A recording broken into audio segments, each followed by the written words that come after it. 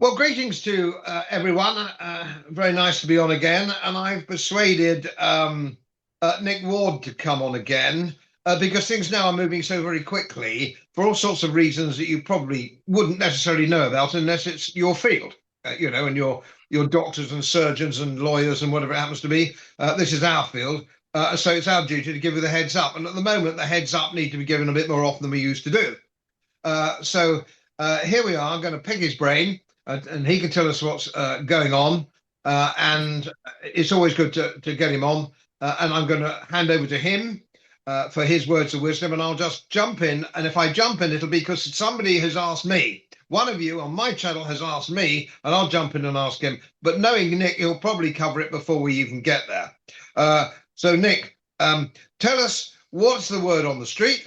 One or two things coming up recently have been, can the gold be confiscated? People get confused about these matters. It was confiscated in the United States in 1933, and we've covered all this before. Can it be confiscated here? Very much more difficult and unprecedented, but that doesn't mean impossible. So, Nick, take it away. Well, it's never been confiscated in the UK at all, no. I suppose to answer that question, Godfrey, I'd open with the number four, because that's the maximum number of gold coins a British citizen could legally own without getting a license from the Bank of England for over a decade in this country. So you're right. Most people we speak to on the phone think that there's never been restrictions in the UK. But I suppose you'd have probably been a teenager while that was still a law, Godfrey. I'm not sure your exact age, but Praise for being a teenager, yeah. I might have been 22. but you're right. The story most people know, if they know any of this at all, which a lot of people don't, is the American one in 1933 with Roosevelt signing an order that made it illegal for ordinary Americans to hold gold bullion. But almost nobody realizes is that Britain had its own limited type of version, which actually ran longer. But if we go back to 1947, Britain was obviously broken after the war, and the government brought in something called the Exchange Control Act. And buried in that were sweeping powers over gold. So if you weren't an authorized dealer, you basically couldn't buy, sell, or hold gold freely without Treasury permission.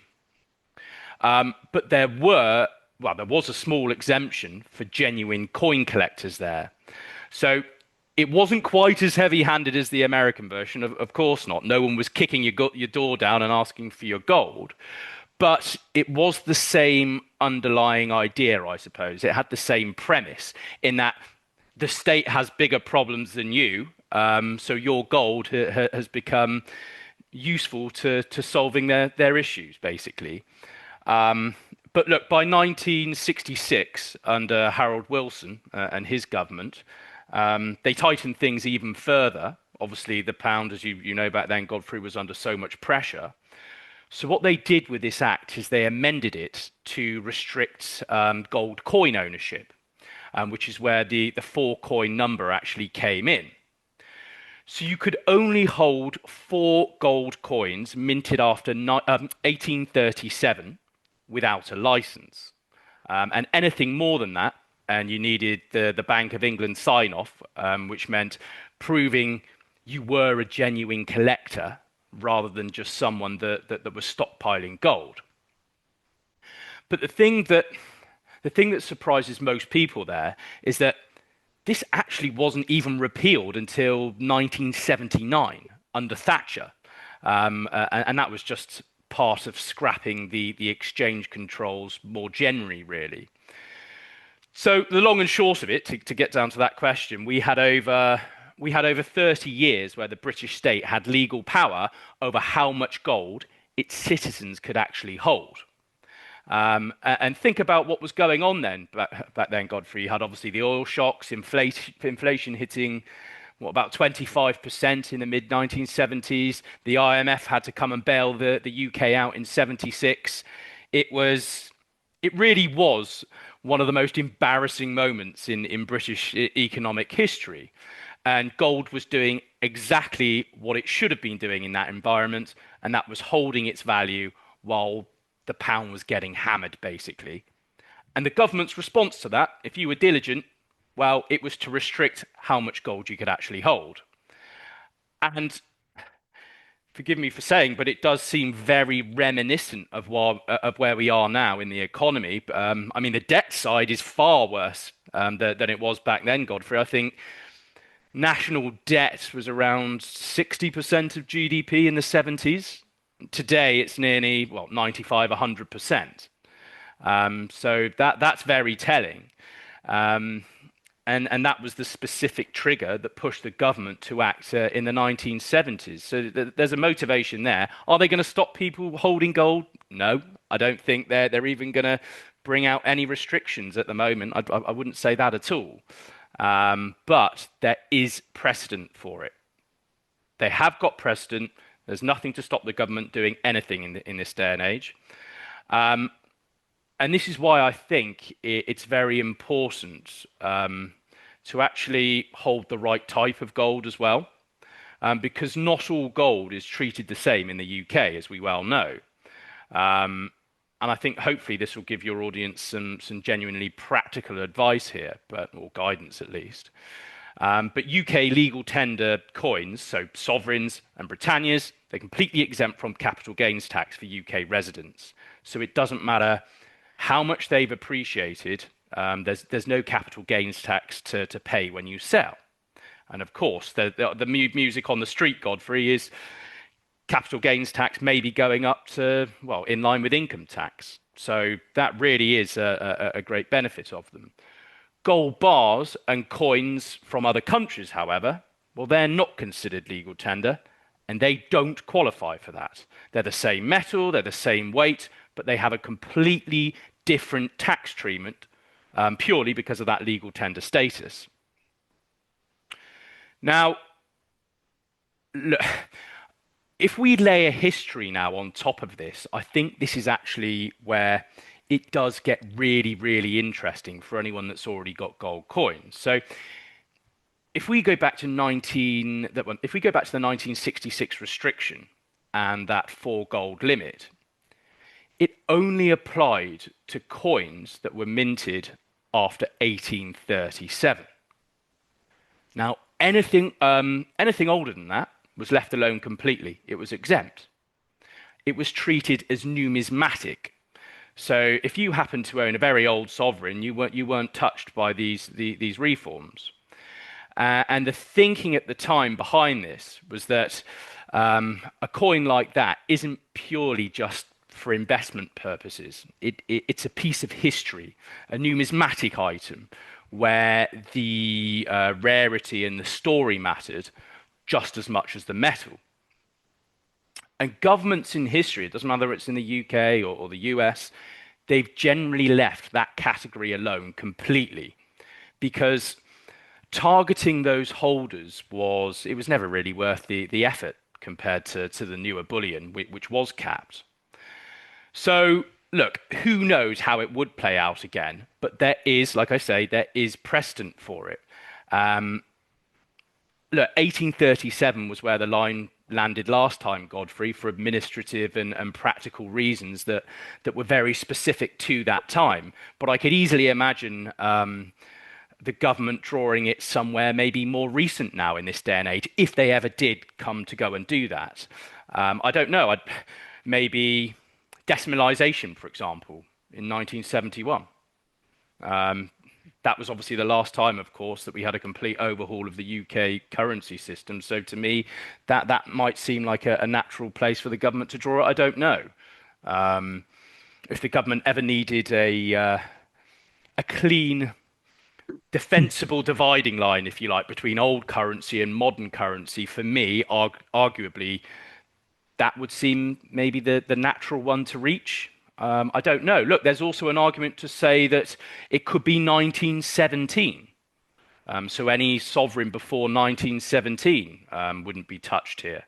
And that's because before 1917, they were circulating as real currency. They were actually used to buy things and pay wages right up until production stopped for about 40 years. So Look, that I don't know where they may draw a line if they do it at all, but this is certainly something they've got history with, and it's certainly something they could do again.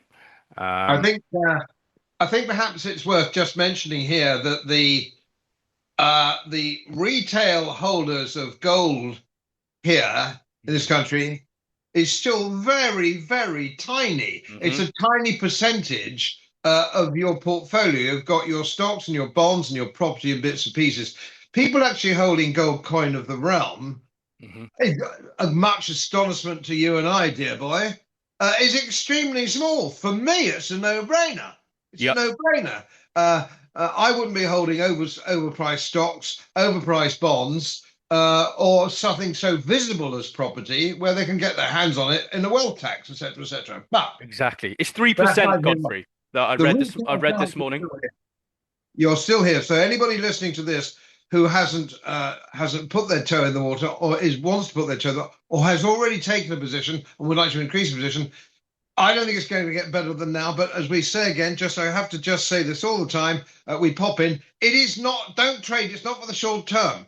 You know, you could buy today and find the price hasn't moved at all in paper money, and by Easter. But it's not for Easter. It's to put it in the bottom drawer and walk away. So that's why you're using it. And Yep. it's also what I don't think Nick is actually saying is the idea for collector style coins Mm. per se. It's just a question of historically that's happened because you do pay a premium. For those who are looking at that and wondering, Yep. and I know I have some people on my channel who are considering that, you pay a significant premium. No, I wouldn't be buying any kind of modern collector coins or anything, Godfrey, not at all. But you're absolutely right. I read this morning that only about 3% of the UK population actually own physical investment grade bullion. And look, the Royal Mint only started making sovereigns again in 1957. And that was explicitly to produce bullion and investment grade coins. So, as an asset, I mean, it's pretty new there. It's not surprising that so many people don't have it. Um, Compared to everything else, I mean, it's the only asset class that is completely safe, private, tax-free. Um, could the government try and stop it? Look, I doubt it. I really do. But they do have precedent of restricting certain amounts of gold that you've got in the past. So it's just worth looking at your portfolio and what you've actually got. But either way, look, sovereigns, Godfrey, they're an excellent investment. They're capital gains tax free, very, very easy to buy and sell as well. They're very, very liquid. But beyond that, really, you've just got to look at where you're keeping it and where you're custodying it. That's so important too. It's not only buying the right product, but it's making sure that it's not part of somebody else's liability. Don't put everything in one place, basically. Spread it across different areas. Maybe keep a vault in London, maybe one in Switzerland. Keep it under your bed, bury it in the back garden. Because ownership via paper proxy is a completely different asset entirely to the metal that you actually have in your hands. And historically, that has mattered every time too. But just another statistic actually from this morning, Godfrey. I was reading in the first quarter of this year, global coin and bar demand has jumped 42% year on year to 474 tons. And that's the second highest quarter recorded ever, just behind 2013. But the paper gold, the ETF inflows, those have collapsed in the same quarter.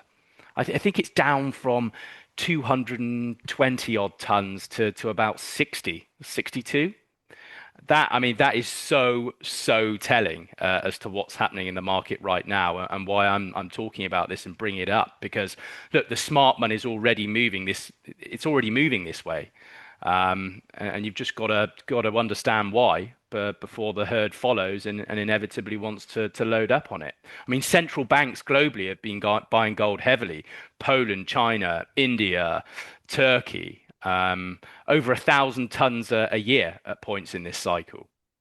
And these are institutions, Godfrey, with better visibility than any of us on where things are heading globally, they're choosing physical allocated gold or just taking delivery of it rather than paper claims. So it is so important that you actually have it in your custody. Yes, and there's also another big buyer on the block, isn't there? You probably don't want to talk about it at this stage, but Tether is also a very big, Mm, one of the biggest buyers of gold. So there are there are certain institutions now that are coming hmm around with outside the JP Morgans of this world and the central banks who are waking up because there was first. hmm These people who are on Wall Street or in the City of London, as I used to be myself, and you're still very much on the sharp end of this. It's happening now. It's happening now. Um, and I always used to, this just as an aside here, it used to make me laugh. When I was in the city, I started in the city in the late 1960s. And somebody told me, an old friend of mine who was a stockbroker, he used to have a bit of lunch in those days. And he said, I tell you what, I was very young indeed, about 1966. I'd only just got into the city. And he said, a lot of people might ask you what the definition of a stockbroker is. I said, "Go far away, lad." He said, it's the definition in the city in those days was somebody who beat his client to the Evening Standard. So by the time you see something in your newspaper, you've missed the boat. And of course, the biggest leader, which was fascinating a little while ago, Clive. No, it wasn't Clive Thompson, but I was talking to somebody about it the other day. When the actual leader, the big Financial Times leader, was telling everybody to sell gold. That was about 7 years ago, I seem to remember. And it had all the weight of the Financial Times behind it. Not a good call, that really wasn't hmm it? But of course, they were owned by the stock market. They want FT, your financial advisor in the main. I'm sorry to say this. He wants you to go, he wants bonds and stocks and bits and pieces all wrapped up neatly. Those days have gone. hmm They've gone, and they've probably gone forever because we live in a kleptocracy. hmm If they can see it, they will steal it. I might come on to that if there's time at the end anyway. Nick, forgive me for interrupting. So we could address it now. What you mean, keeping it abroad in Switzerland? I presume What, you mean what by I was that, going to Godfrey. say, let me just tell, rather than be accused perhaps of giving financial advice, which I'm not licensed to do. Mm-hmm. I'm more than qualified to do, but I'm not licensed to do. There's a big difference. Um, okay, so what did I do? I'm nearer 80 than I am 70 now. And of course, I've got the same problems as all my subscribers and your subscribers and our mutual channel. IHT, nobody much bothered about IHT because it didn't affect that many people. It affects nearly everybody now in the middle class. It's impossible to be middle class and die. Even Aunt Enid has got a bungalow in Ealing or whatever it happens to be. And that is going to bring you immediately into the inheritance tax bracket. hmm And in spite of what they're saying, idiots at the BBC are supposed to be financial advisors, complete prats, all of them, are saying it only affects 5% of the population. I've never heard of anything so ludicrous. It's miles more than 5% of the population. Because everybody who is over 50 years old or 60 years old who is middle class has got a property. That puts them straight in it. And of course, the rates of inheritance tax are going up. And I saw this coming in the late 1990s. And I made my dose, such as it is, which isn't a lot, I have to say, because I haven't been very wise in my social life. But leaving that aside, that's another story. I found that I made very good money in the 90s in equities. And I had specialist information on financial service, banks and investment houses, so on and so forth. So not only was there a very strong bull market, I was ahead of the bull market curve, admittedly more by luck than judgment, because that's the field I happened to be in. And so lots of money was made. And in round about the year 2000, I decided that I'd done very well in equities and I needed now to consolidate what I've done. And hold this in, everybody, please. Gold is about consolidating your wealth, not about making money or making a quick buck or making money. It's about consolidating your wealth. It's consolidation, wealth preservation. That's what it's for. It maintains its spending power. So what you want to do is, if you've made some money in whatever field you happen to be in, if you're a successful man or reasonably successful person, and to be frank, if you're not reasonably successful, there's no point in watching these videos, to be brutally frank with you. These videos are for people who are moderately successful because they've made a little and they want to put a little bit by, and they don't want it stolen by the government. What did I do in the year 2000? I converted to gold. I put all my portfolio into gold, and then I gave it away to family. Most of it went in about 10 years ago. I gave it away to members of my family in penny packets here and penny packets there. And that was 10 years ago. So it's out of the loop. It's out of the game. It can't be seen. It's out of the inheritance tax loop. I've even taken I don't own my house. My wife is much younger. It's her house now and all the rest of it. So I will die penniless, I'm glad to say. So the Labour Party can whistle Dixie for my money. Now, if you're in that situation, let me give you a few wrinkles. Here's what I did.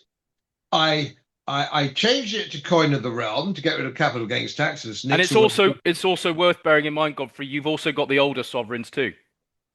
Yes, yes, of course. And I've got older sovereigns. I've got quite a lot of Victorian and quite a lot of Edwardian, so on and so forth. So that's a nice little hedge as well. That's a good hedge. But you need to talk to Nick or whosoever you want to talk to about supplying your gold coinage. Talk to them because they're much closer to the cold face than I am on this matter. And the other thing I did, having spread it around, I also put in my nephew and people as power of attorney. I gave them power of attorney because if something happens and I've still got a bit left, and I'm working hard to not have a bit left, although my liver's taking the pain, I'm working hard to do it so they can, whatever I've got stowed away, they can go and find it and they can get it without probate. It's perfectly legal. They've got power of attorney, and they can go and get hold of whatever they want to get hold of. It could be papers, it could be gold coins, whatever it is. They can go and get it. They can go and get it, and then it's up. The onus is on the government to do their paperwork if they want to steal it. But my advice here is start unloading coin of the realm in gold as soon as you legitimately feel that you can. I'm not suggesting you leave yourself at the whim of a nephew or a son who might be a bit of a rogue, although his mother won't let you say something like that, but he might be a bit of a rogue and he'll bugger off. Don't trust him. But anyway, I just thought I'd put that one in because that's the kind of advice people at the moment are looking for. It is. And another thing that I'd add on to that as well, obviously you're looking at inheritance tax there, Godfrey. I had one of your clients this morning actually ask me about the legal tender status and whether they could change that. Whether they could take that capital gains tax exemption off of it. It's actually something I'm asked quite a bit as well. And my answer to that is, look, I highly doubt it. I really do. I think people sometimes think it's some administrative detail that the new Parliament could just come in and tweak, but it's actually written into primary legislation, of course, as you'll know, with the Coinage Act of 1971. So could they change it very easily? Well, no, they can't. They'd have to strip that away. You need a full act of Parliament, a proper bill through the Commons, the Lords, royal assent. I mean, the whole shebang, the whole works. That's real scrutiny and real time, and it certainly wouldn't slip through very easily at all. And of course, there's a genuine legal problem to it as well, which is worth considering about your bullion coins. People like yourself have built up gains under this tax treatment for years. Most people actually for decades, because of course you want to be holding gold for 5, 10, 15, 20 years. So to try to claw that back retrospectively, you're straight into human rights law, specifically the right to peaceful enjoyment of your own property, and that's a real established legal challenge, not really a theoretical one at all. And governments tend to know that, which is exactly why they avoid testing it. And then, of course, there's the scale, which goes back to what you touched upon earlier too. Only a small slice of people in this country actually hold physical gold. Nowhere near the numbers that made it worth legislating over in the 1930s or the 60s. So if almost nobody owns something, there's very little for a government to gain by really going after it. That I just don't think the juice would be worth the squeeze. And if that 3% figure, and for all intents and purposes, we can't find any other, and that's where the maths lead us to believe. If only 3% of the population are even holding it, then what would be the point? There just wouldn't be. There's just nothing for the government to gain from it. So, if people in the audience there are worrying about that, please don't let it worry you at all. Yeah, good point. Good point. And I think we've made it before, but it's worth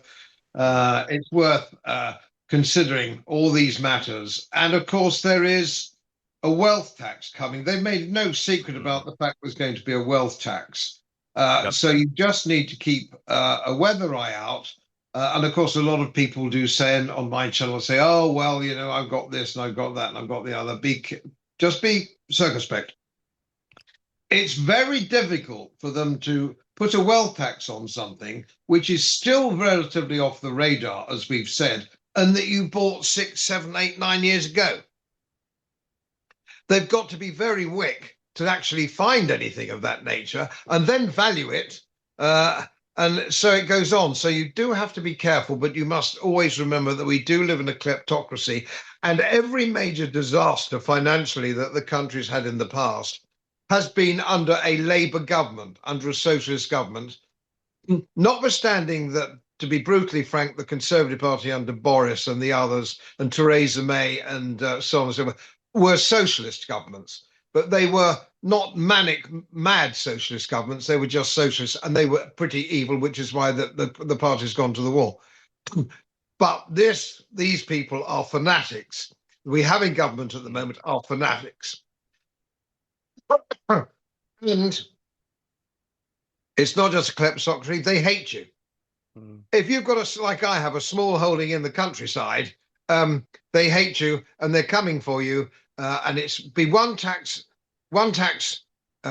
after another.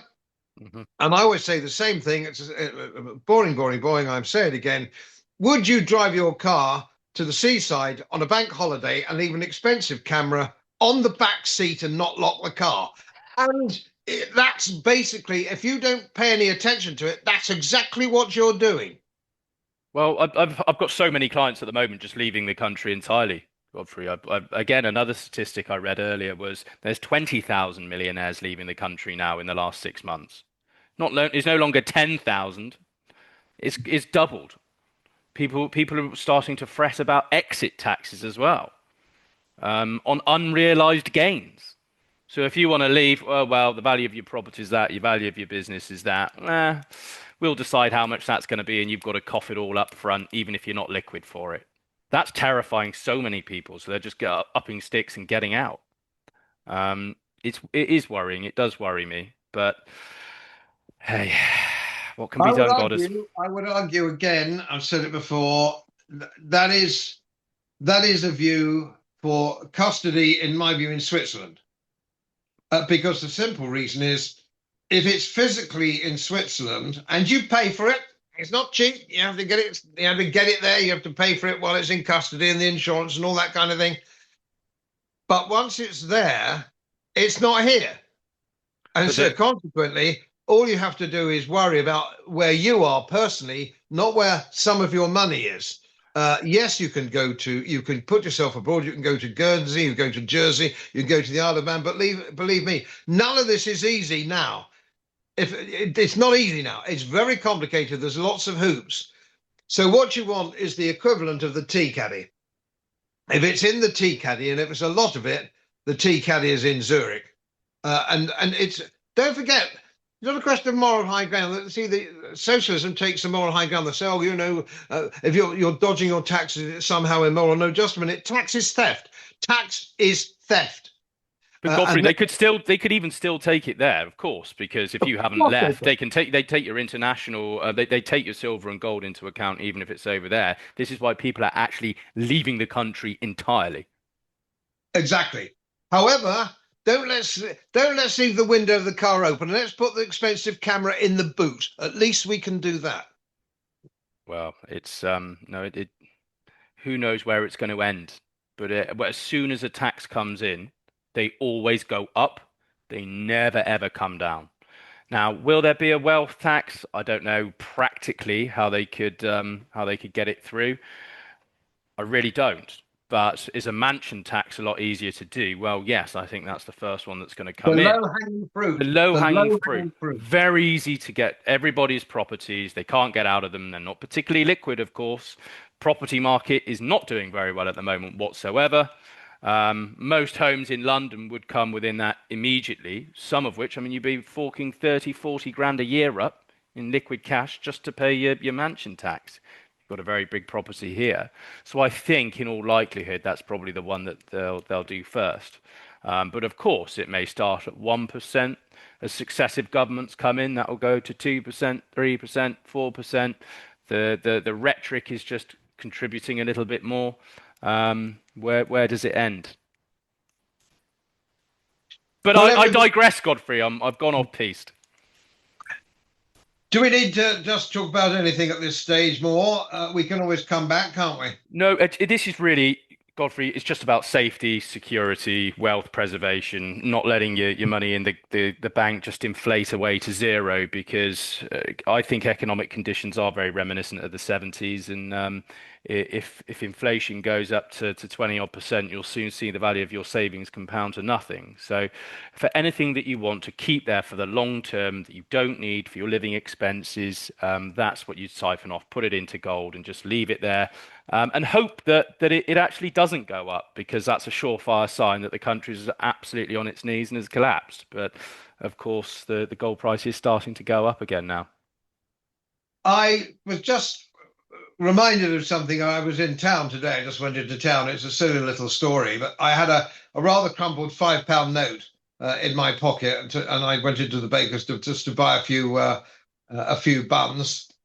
And I suddenly I don't know why my mind worked like that. I suppose it's thinking about inflation, the threat of inflation, so on and so forth.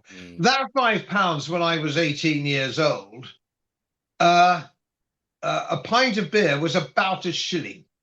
It was about a shilling in those days. I go back to the mid 1960s in a rural pub, not in the West End, a rural pub. About a shilling, 20 shillings to the pound.